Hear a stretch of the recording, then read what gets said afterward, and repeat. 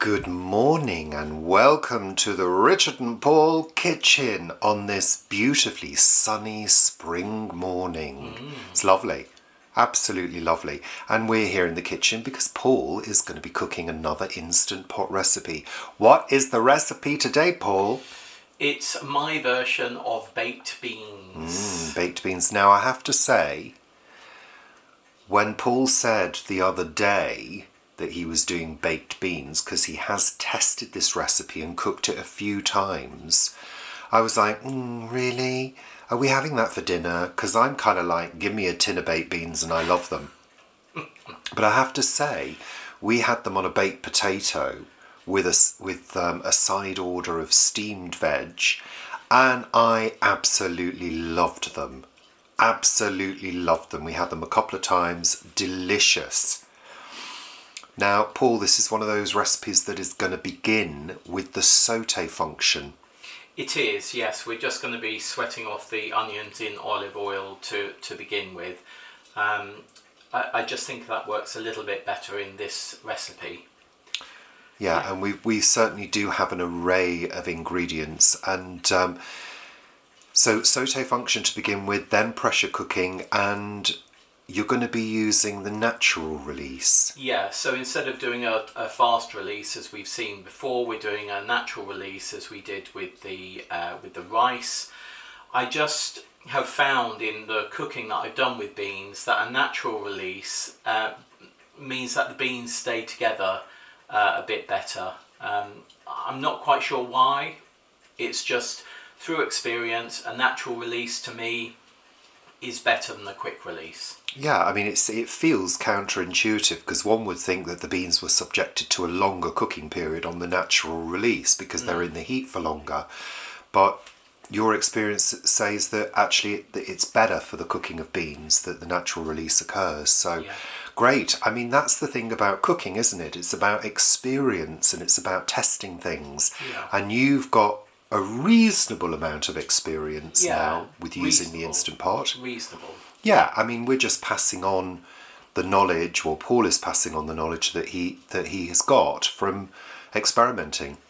And you make a few mistakes along the way, but that is cooking. That is what cooking is all about. Absolutely, and particularly cooking with beans because, beans have different cooking times, and also depending on how old the bean is, if it's sort of slightly out of date, it may still be edible.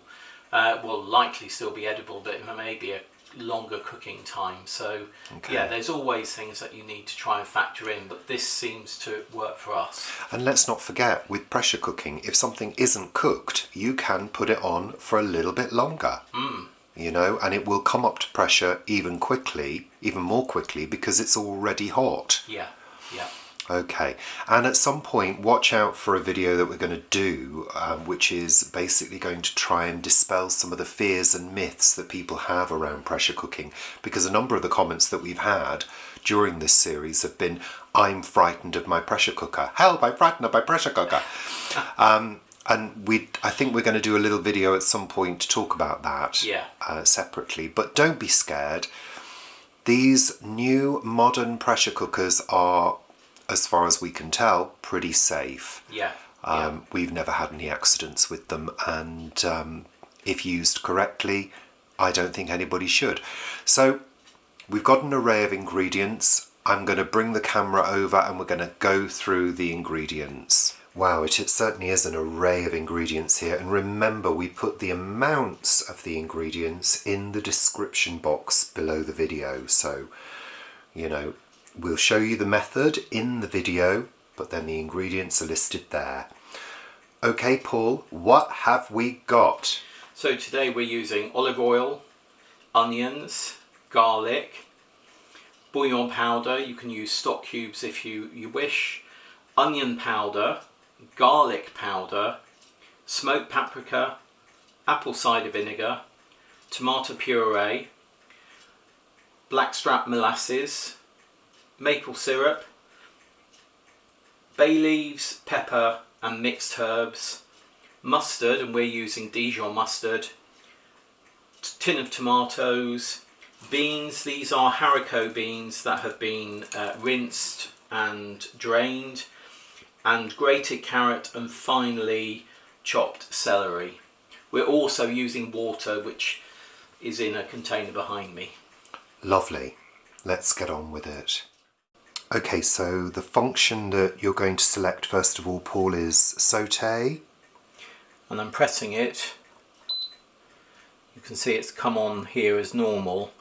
If you wanted a bit more heat, you press it again, it moves across. If you wanted less fierceness, press it again. So each press moves it along. So this is lower sauté, normal sauté, higher sauté.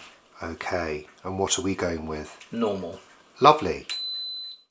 Okay, what are we starting with, Paul? Putting the olive oil in. Olive oil. And as with previously, I'm just going to put a little bit of water in there. So Paul's rinsing the bowl that the olive oil was in and then adding a little bit of water to it. Great.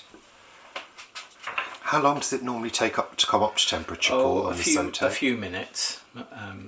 Yeah, a few minutes, maybe 3 or 4 minutes. So in with the onions. Okay. Now normally we say don't stir anything, but of course we're sautéing. Yeah. So part of sautéing is to stir the ingredients. Yeah, isn't it sort of jump in the pan, sauté means, so we're just sort of stirring to make sure that they don't stick. You can see that there's some, or you may be able to see there's some steam coming off now, so yeah, that's beginning to heat up. And we're just going to sauté this for about 4 minutes. Okay, so stirring occasionally. Okay, we'll come back once though that sauté has done. Okay, so the onions are sautéed down and we've turned off the sauté function, haven't we, Paul? Just to stop anything from burning. You don't really want any... No, you want it taking on a little bit of colour. Just you can see some in there, but you don't want it going brown. No, we're not caramelising them, are we? No, we're not. Because that takes quite a long time to do. Yeah. Okay. And what I'm going to do now is just pop in some water. Just a little bit of water. Ooh. And that will deglaze the bottom. Okay, so deglazing is removing anything that might be sticking to the base of the pan. Lovely. That looks good to me. Right. So what's next? Next is we're going in with the carrots and celery. Ooh, lovely colour. Super. Just spreading them out. Spread them to level them off. Then in with the beans. The beans. As you can hear, these are dried beans. These aren't cooked. That's dried haricot beans. Now, could you use any other type of bean, Paul, if you wanted to? Yeah, I mean these are actually called Argentine beans. Around the world, beans are called different things, but they're sort of certain families. So alubia bean, Argentine bean, small navy beans, haricot, they're all the same family, really. And of course this recipe is designed around this type of bean. Absolutely, yeah. Okay. And then in with the water. Pouring it down the side. Lovely. In with our tin of tomatoes, which have been, these are chopped tomatoes. This is actually a tin of tomatoes I chopped myself. You chop them when they're in the tin, Paul, with a knife, yeah? Yeah. Because when this is finished, we're not looking for chunks of vegetables. Okay. It's more like a rich sauce. Yeah. And then in with the garlic.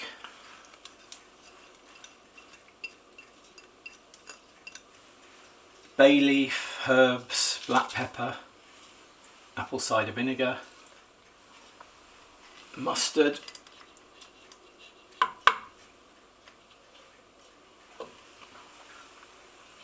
tomato puree,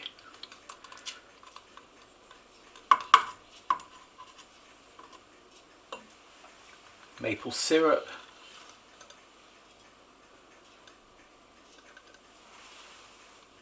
These are obviously sticky ones. Blackstrap molasses. Talk about sticky, very sticky. Really thick. And of course Paul is doing this in the opposite direction to how he would normally work, because of camera angles and light. So it's a bit awkward for him. Gosh, that is very sticky, isn't it? Yeah. That's why these ingredients need to go on top. Yeah. Rather than below, where they would actually cause a burn event. Which we don't want. There's been several people who've said, you know, they have had burn previously, but now they're making things that don't, because of the instruction we've given, which is great. Yeah. And then the vegetable bouillon, paprika, onion powder and garlic powder. Lovely. I do love paprika. And this is smoked paprika. It's a smoked paprika. Lovely. That's probably why that beautiful flavour comes. Okay. And lovely. That's it. That's everything, yeah? Yep. Perfect. So on with the lid. So we've got our ring in there, obviously. Turning it to the right, so clockwise. Okay, so we're going to be pressure cooking for 45 minutes.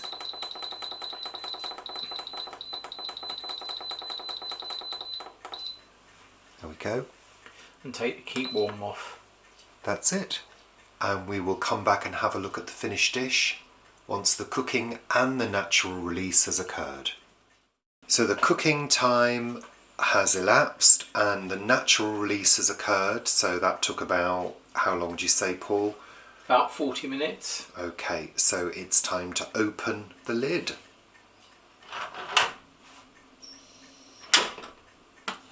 And let's have a look inside. Ooh, that looks very rich, Paul. Yeah, well, of course, everything was sort of on top, so we need to stir it all through now. Yeah. Ooh.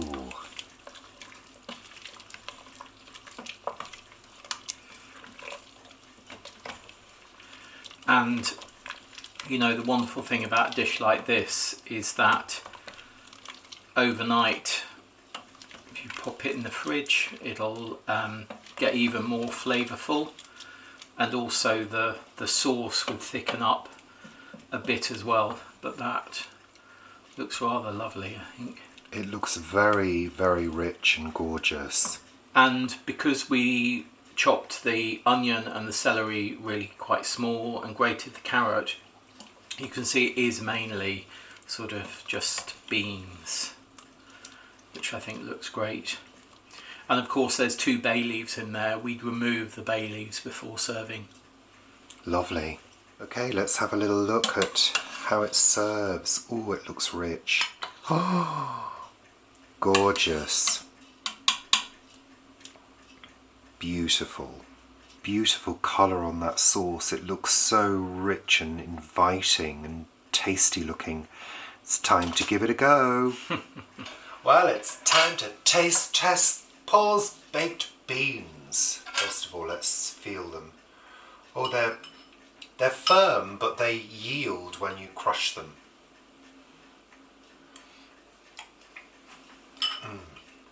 Oh. Oh, that's lovely. The sauce is ever so slightly tangy.